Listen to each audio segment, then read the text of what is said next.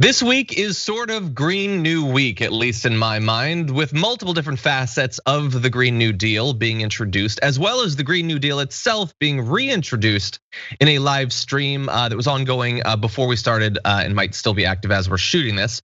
We'd love to be watching this, but the show goes on. That said, we do have the Green New Deal for public housing that was introduced by Senator Bernie Sanders and Representative Alexandria Ocasio-Cortez. It would provide $172 billion to retrofit existing housing. Its proponents estimate that it would invest at least triple the amount that Mr. Biden has proposed to tackle a large backlog of improvements to the nation's aging public housing system.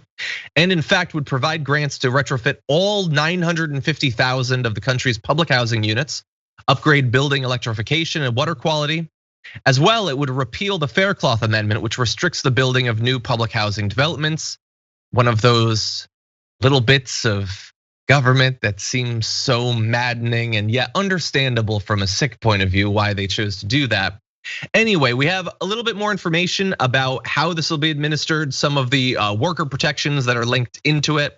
But Charles, I wanted your thoughts on the Green New Deal for public housing. I think that, AOC, Bernie, and everybody else who's responsible for putting this together have done a great job in terms of thinking about reimagining what our future looks like, what community looks like, and what real sustainable alternatives in terms of housing looks like. This is the appropriate investment being made in certain communities. This is an appropriate investment being made in job creation, good job creation, union jobs that are going to result, in terms of helping to support this. And quite frankly, at like a 30,000 foot level, I like this because when Joe Biden was elected, there was a very clear message sent by hard left progressives to say basically like, hey, you're on the clock. And you got here because of us, in part because we decided to play ball, and you're gonna be under pressure. And something like this puts the moderates and like centrists in terms of the Democratic Party under pressure.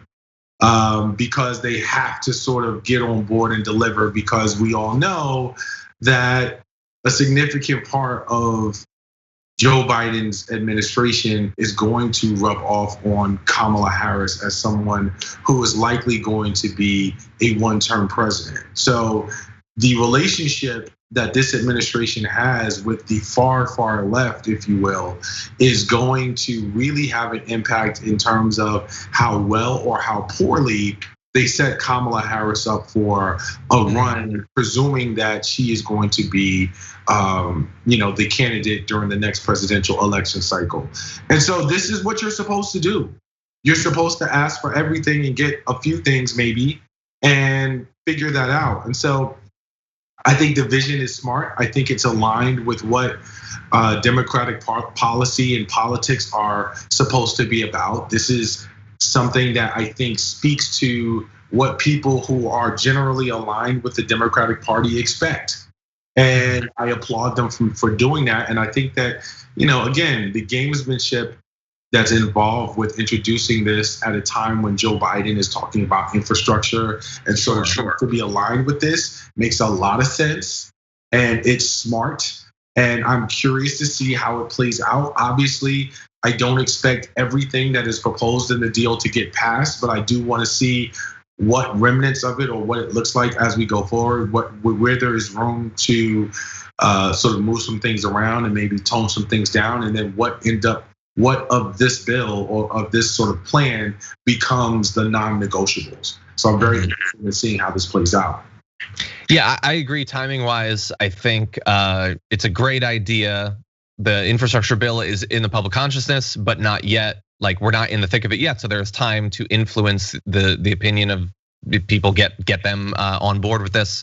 As you said, it is pressure not only on Biden but also on the centrists, and that's where I wonder, like, this is, after all, $172 billion of government money going to help people who need it most, which is not typically what the government likes to do or what our Senate likes to do. So hard sell, obviously, and not just for Republicans, but Joe Manchin, the the guy who just understands the downtrodden. I have a feeling he'll probably find a way to have a problem with this.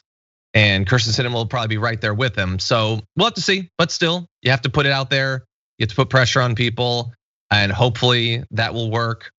I also liked your point about Kamala Harris, and not only that she's almost certainly going to run, but it would seem like both based on her 2016 experience, or sorry, her run in 2020, that she's definitely going to pitch herself as more progressive than Joe Biden, and it makes sense pragmatically too, because she doesn't need really to pitch herself as, this like dependable centrist establishment Democrat, because she's already the VP. She can sort of like get rid of those people with that. She would want to ward off some sort of primary challenger from the left. So in theory, if I were her, I'd want to spend the time between now and the run really trying to burnish those credentials. Like, we have the Green New Deal for public housing. We're about to turn for the Green New Deal for cities. There is, after all, the full Green New Deal. She should want to be involved in all of this. But so far, at least, it's only a couple months into the presidency. I haven't really seen her much. I know that she just took a trip to the border, but other than that, she's been kind of in the background. Well, I think a big part of what they may be trying to figure out is, where does her voice have the greatest impact in a way that doesn't become a distraction or a liability? I mean, the administration's priority coming in was clearly COVID, which is understandable, and getting that under control. The vaccine rollout wasn't necessarily the smoothest in the world, and has been met with mixed reviews. The economy is continuing to improve and stabilize, and so I think that in terms of what the core issues are, there's sort of like a balancing act, and not to mention that, like, for most presidents, as compared to most presidential administrations, there were some very slow goings around appointments being approved and confirmed, just in terms of infrastructurally around government. And so I think when you look at that administration has really been thinking about, where do we want her to make her initial splash, her initial mark, in a way that is going to help the administration, not hurt her, and not necessarily be a barrier to a critical issue. But as the old saying goes, you think too long, you think wrong. And so at some point, it is important that she gets in the mix in a meaningful way.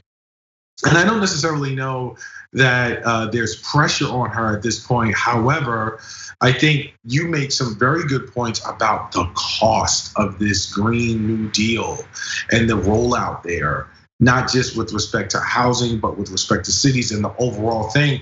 It's not just a Republican versus Democrat ideology thing. That's a hefty bill. And it's a great vision, but you gotta sell it. Like, you gotta be able to sell it, because even for the most leftist among us, people are already asking, this is great, but who's gonna pay for it?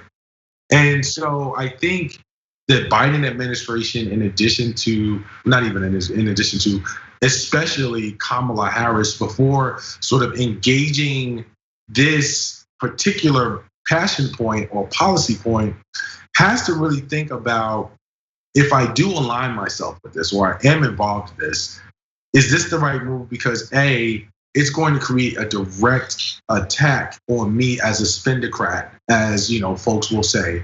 Or B, if I am trying to be the voice of reason in a room with AOC and Bernie and other hard left progressives, and I seem too centrist, that could potentially come back to bite me in the behind when folks are talking about the fact that I wasn't progressive enough in conjunction with this Green New Deal. And so, reasonable minds may be able to disagree about whether she should weigh in on this in particular.